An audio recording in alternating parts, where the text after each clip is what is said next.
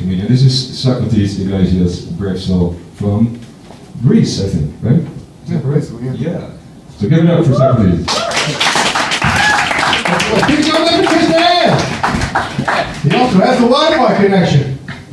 You do have the Wi-Fi password, don't you? There is a Wi-Fi. Yeah, well, he's the guy you need for that. Hey, how you doing tonight? Yeah, that's the way I like to hear it. My name is Socrates. I am an American.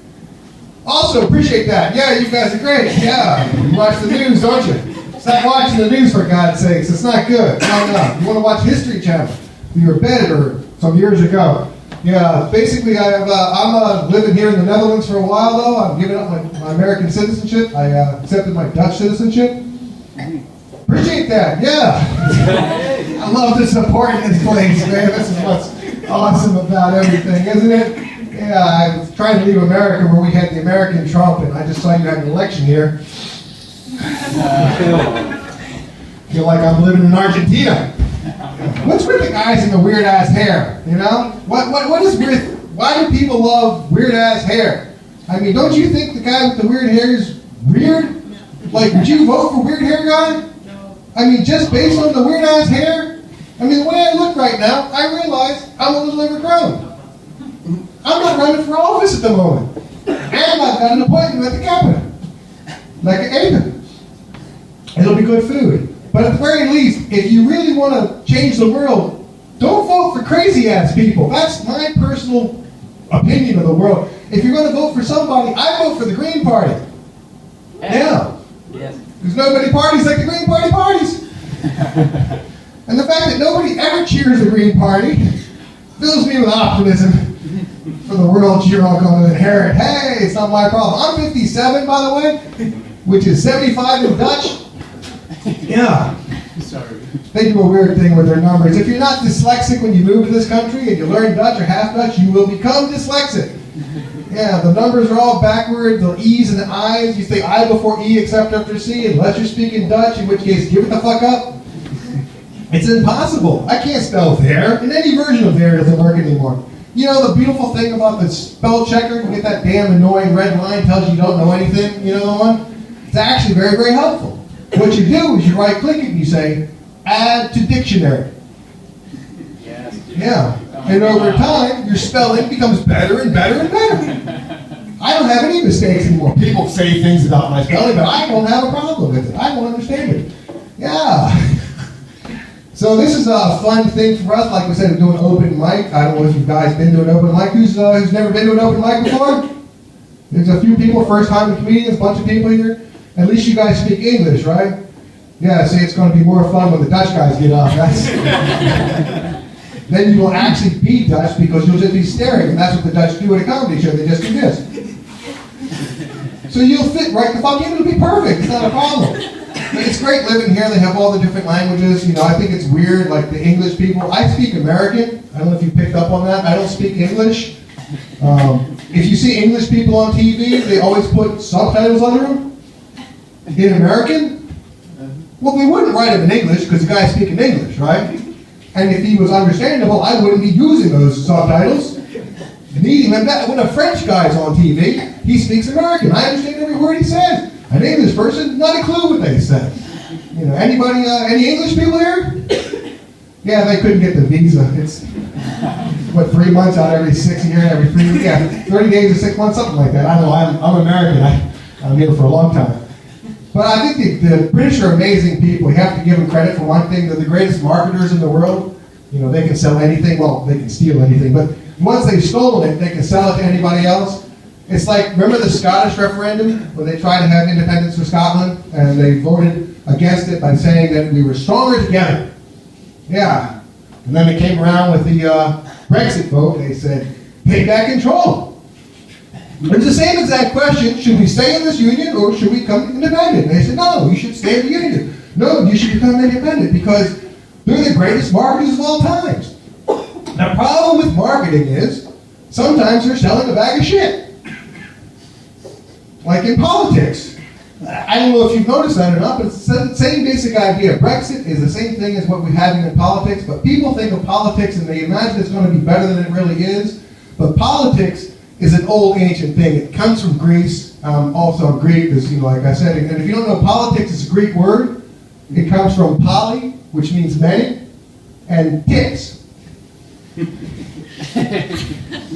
which is, it's a blood-sucking parasite that spreads diseases. That's politics. It makes sense when you think about it, right? Yeah.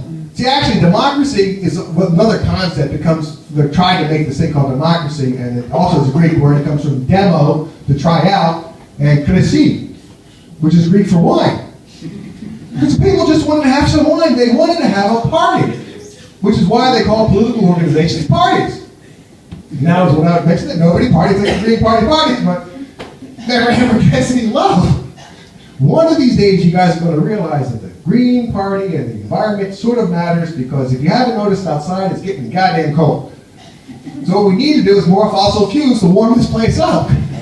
That's the beauty of global warming. We live in a few places that's actually benefited from global warming. You guys are all young, you're all born after COVID, I can tell. But if you were here a couple years ago, we used to didn't have winters. It was like, there was like no summers. I said we had lots of sort of winters, but it was like no summers. One year, about, was it 2012 or something like that, there was like no summer at all. Now what we have, 30 degrees, beautiful weather, you know? It's not quite as hot like, what we have in Florida. It's like, I came from Florida. I'm a Florida man. Yeah, thanks, appreciate that. It's true what they write it on it. Yeah. It's harder to blend in here, but we kind of fit in here too. But in Florida, we have the same sort of situation where we don't have a winter time. It rains pretty much every day, but unlike here, the rain is like biblical, out to kill you. Like the Florida people. Yeah. And one of the differences though is we have a thing called fire season. Yeah, if you think winter season sucks, try fire season. You look outside, you're like, oh, it's raining. Yeah. You look outside, you see flames leaping off a building across the street. It's really, really, really bad. And you're praying for rain, and it's not going to happen, My favorite rain here, though, because there's so many different rains here, is that little tiny rain that gets in your face. You know what I mean? Miser. Because it makes you so miserable. The worst thing about miser is, if you are on fire, it's not going to help. Burning away and subtly damp. Miser, yeah, it's just Dutch words. If you live here for a while, you have to learn these things because everyone here speaks Dutch. Right? It's logical, right? It's good, logic. Like one of my favorite Dutch words, how long have you been here? Just visiting or students? 3 months. 3 months? 4 months. You know, of course, helaas en pindakaas, which means, oh well, peanut butter. Yeah. And it's a great one because it rhymes. They love a good rhyme in this country. Everything rhymes. Everything, just has to rhyme a little bit, which is what sets them apart from the Germans who couldn't rhyme for shit. It's impossible. I mean, I speak a little Dutch, and German sounds guttural to me. But my favorite rhyming Dutch saying of all times is "noken in de koken." Yeah, see, it's an actual saying. You can tell it's a saying. It unfortunately means fucking in the kitchen. Literally. Right? Yeah. And I try to find out what the deal is with this saying, and I've yet to find out how do you use noken and koken in context. The only thing I know that's possible is that when you combine noken and koken with helaas pindakaas, you end up with satésaus. It's a reference to weird-ass Dutch food, but they like it, so half the jokes go past you. It's like when the Dutch guys are going to get up, all their jokes are going to go past you, but try to laugh if the Dutch people laugh, because it was probably funny. And they won't laugh that often, because they don't like to do that. It's a weird thing about this country. I can't explain the aspects of culture, but they're really hard on the Dutch comedians for some reason. You guys are, aren't you? Yeah. I don't know what you expect from your Dutch comics, but they don't always give it to them. But they're really loving to a lot of foreigners, which is a great thing, and it sets you guys apart from the Americans, where we have xenophobia. What's the opposite of xenophobia? Welcoming. It's gezellig. That's what it is. It's, again, the great Dutch words of all times. There's 2 Dutch words. My favorite Dutch word is, when I first moved here in 2009, it was the word of the year in 2008. It's this word called swaffelen. Yeah. And swaffelen is a strange word because, unfortunately, it means to smack yourself up against something. Women can do it too, but they got to get really close. And you say, well, how does this become a word? Well, there were these two Dutch guys in India, and they were hanging around the Taj Mahal. And the one guy said, this great idea, I'm going to swap on the Taj Mahal, although it didn't have a word at the time. And the other guy videotaped it. And they put it online. And now in 2008, there wasn't a lot of stuff online. And there wasn't a lot of Dutch content either. So this thing went viral. And Swaziland became the word of the year in 2008. Right? It actually was. If you look it up, it's an amazing reality. This is the same country that came up with this word, gezellig, which is this wonderful concept, which is this wonderful warm evening we do together as a group. And sort of like this, you have a small space, and it's freezing cold outside, and it's dark at 4:30 in the afternoon, and you can moan and bitch about it and say, oh, bloody weather, this and that. Or when the rain comes down, you can say, lekker weer, which means fantastic weather, sweet weather, and the correct response is heerlijk, which is also fantastic, and it says, we know we're all lying, but we're lying together, and that's what makes it gezellig. And that's the essence of being in the Netherlands, which is why I prefer living here as opposed to America, where we had to come up with a word for mass shootings. You know what a mass shooting is? You guys know? 4 or more. 4. Yeah, 4 or more victims in a mass shooting. It's only 3 people and you get shot. Nobody cares. Would you get shot by yourself? 57 people, that's a mass shooting, yeah. So it's a different culture, is my point, you know what I mean? Like, for me, learning Dutch can hurt, first of all. They say it's fun to learn a language that's good for you. Back in March, just after the whole COVID self-reflection phase, remember that? We all stayed home and got in touch with ourselves. Literally. I did. Yeah, otherwise you were wasting your time. But that finally ended and we got back, released to the world back in March 2022. And I was still getting my Dutch better, and I learned this word that it hurt me to learn the word, because the word was aangereden. Yeah, which means to be slammed into. Yeah, in my case it was aangereden door een scooterklootzak. Because I got slammed into by this asshole on a scooter. Yeah, I was riding my bike to the sauna. I had plans that day, and it turns out God had plans that day too. My plans were great. His plans sucked. His plans won out. And I was going down the bike path, and there was this car on the bike path, and a scooter also on the bike path, and it's called a fietspad, but it's not a fietspad for your feet, it's a fietspad for your bike. It's hard to explain, but it's the truth. And I tried to tell them what was going wrong, but I didn't have time, so all I could say was, ah! And then I went flying through the air, like a bird. Then I landed like an octopus, and broke half of my arms. And I had to go to the hospital, the House of Paracetamol. And here's a tip for you, by the way. If you need to call an ambulance and they say to you, are you going to pass out? The correct answer is yes. Because I said no, and he said, take a taxi. Yeah, and I said, hang on a second, I think I might pass out. They sent me the ambulance, which was great, you know. And the difference between an ambulance and a taxi is the ambulance had fentanyl. Yeah, you can get fentanyl with a taxi, but you got to set it up beforehand, know the guy, it's a whole big thing. And the weird thing is, when he put the needle in my arm and they put in, I felt a wave of relief, as you would, right? And he said, now I'm going to give you the fentanyl. I said, what the hell was that? He said, saline. It was great saline. I got to tell you, some of the best salt water I've had, because he gave me the fentanyl and did nothing whatsoever. That's a crappy drug. I mean, I'm American, at least just give me the heroin. Cut to the chase. I got to the hospital. She offered me a shot of morphine. Yeah, that was a whole lot better. If you have the chance, say yes to morphine. That's a little comedic tip for you. Maybe not in the streets. Maybe, I don't know. But when they looked at my x-ray, they had this horrible this reaction that you never want to have a doctor have, which was, ugh. I saw the x-ray too, and I was like, ooh, is that me? He said, yeah, woo, winner, winner, that's my dinner. And they sent me home with this stuff called conservative treatment. This is one of the big differences between life in America and life here. Here they just sent me home with this blue strap and told me it comes good.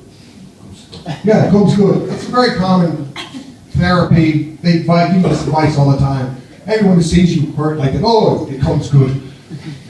Basically, it's free. You know, it doesn't cost them anything. Buys them some time. Maybe they're right. Who knows? Who can say not? You know, they could come good. And they sent me home like that and gave me another shot of morphine, which was really good, because I got to tell you, that it was coming good. And I got home, and my doctor told me when I first saw my therapist that I had to exercise my arm because I couldn't get a frozen shoulder. I had a broken shoulder, and they're worried about me getting a frozen one. I don't know if I can show you. Yeah, there's a huge scar up in here, and he told me to keep exercising. And I said to him, you know, he told me to like push it up because I can only raise my arm about so hard actively. They said push it up passively. I said, you know what this looks like, right? So I'm home at my house, waving to my neighbors, trying to keep my arm from falling apart. Get a horrible vibe from the entire neighborhood. This is not good for your neighborhood, you know, your reaction to everybody. I went to Enschede, which is like right next to Germany. I told the same story, and they're like, ugh. I know the bad vibe was going on there, but I said to my doctor, I said, Doc, it's not coming good. I cannot get my arm higher than this. I have arm erectile dysfunction. And that's when he told me halas and Pentecost, which was not helpful advice in any way, shape, or form. And basically, it took about 8 months. I finally had surgery, and they put in 12 screws in the bone of a dead guy. I don't know who he was. I didn't kill him, but I don't know. But I appreciate the guy. I got to tell you that much. And they took bone out of my own knee and beinmark. Again, words you don't want to learn. It means bone and marrow. I looked that one up. Yeah, horrible. And then I couldn't walk for about 6 months. Yeah, sucky time. It's God's plan. I got a word for this too, Dutch. It's hey man. If you haven't heard it, you will hear it, especially if you end up in a relationship. Hey, it's like a sarcastic sigh. You know what I mean? It's like you just missed the train. You know what I mean? The scooter smashes into you, destroys your life. You know. There's worse times to hear that sound though. It's like you don't want to hear it like after sex. You know? Hey, I was alright. It's still better than hearing it before sex. Just saying, you know. Not that I have. I'm celibate. That's the thing, you know. I mean, that's when you hit 57 years old and you're already broken up. I'm in my dating prime. You know what I'm talking about. So yeah, I figured, okay, I'll have another surgery after this because it turns out 4 months after the first surgery, I heard a word I didn't need. There's no actual translation for this one. It works in both languages. They told me it turns necrotic. Yeah, you know what necrotic means? Dying. Yeah, now my shoulder's dying. It was a Nazi, now it's a freaking dying shoulder. It's worse and worse and worse. And so they wanted to replace it. So now I have a reverse shoulder prosthetic. Where I used to have a ball, now I have a socket. Where I had a socket, now I have a ball. So arguably I have a trans shoulder. I'm not sure. Hey, I'm proud of it one way or the other. That's all I'm saying. Because the thing works for the most part. So it's like hands up for the Dutch medical system. It's not great. That's a success. And it did not cost me $100 million at the very least. It did cost me my Enlisco. I don't know some of these words in English anymore. My deductible, $385. You know, it's not too bad for the most part if you have to live in a place. So for me, I like living here. I'm happy to be here. I'm happy that, you know, no one has a gun for the most part, and a few people that do keep it to themselves. You know, and it's cool to be in a country that has all the different people floating through it, all the different nationalities. Again, in America, we just don't have that concept. It's fun to have like Ukrainians and Russians at the same show. You know what I mean? Getting along together. Because you can't have an American and an American at the show. The other night, actually, there were some American people. Big people. Yeah, they were from Minnesota, and they were impressively Minnesotan, I think. And they had that attitude, which is best described with the Dutch word, ongezellig, which is the opposite of gezellig. Yeah, I found them being interesting people at the very least. So basically, also, it's like I have anti-vax friends. I have like some flat earther friends. Do you have any flat earthers in the room? Anyone? Are you a flat earther? Good there. I have a flat earther friend, which is conflicting for him because not only is he a flat earther, he's also a globalist. He's a globalist, you know. It's a, you know. But they basically in August, I thought everything had been getting better. I thought, okay, I'm going through my life. I went through the phase of the lockdown when we were all alone. I was getting in touch with myself. I'd come out as a new Socrates, I thought to myself. It will be time for new Socrates. And then I broke my arm. So then I was Procates for a while, which sucked. And then my arm turned necrotic, and then I was necrates for a bit. But in August, I thought again, you know, my plan was to get healthy, and God, he had a different one, because in August, I had a stroke. Yeah. Strocates. And the annoying thing is, when my flat earther friends hear about it, they all say to me, "Did you get that vaccine?" "Yeah, I got that vaccine. I got a bunch of different vaccines." Why is it they're so sure of it? And the same people, they wear the little earbud things with the Wi-Fi going through your brain. If you want to be worried about everything, right? Doesn't that seem to be you should worry about some of these things more so than others? I don't quite get it. But are you never going to like me or not? It's cool. Whoa, it's been a while. Yeah, let's go on. I had a few cancellations. Oh, is that what it was? Okay. Let's go on with it. But, so, I get to go to Greece as a Greek. I get to go see my family in Greece every now and then. It's a completely different place than living here. I'm not sure if you've been there or not, but like they have land that goes up. Yeah, exactly. That was my first reaction when I get there. I'm like, what the hell is it all doing up there? You know what I mean? It's called a mountain. And it's like a bridge, but it's made out of rocks. You know, and there's no water going underneath it at all. So, and it's, if you haven't seen these things, it's strange because it's weird. Because rocks are another foreign kind of thing for the Netherlands. Rocks are like, well, you know when mud gets really, really dry? It becomes like a rock. And dry is almost impossible to explain in this place because we don't really do dry. But again, the worst thing with that is when it gets too dry, that's when fire season starts back up again. And when fire season comes, you're hoping for hurricane season. But anyway, I think that's about enough for me. You guys are good. And my name is Socrates, and thanks for being here.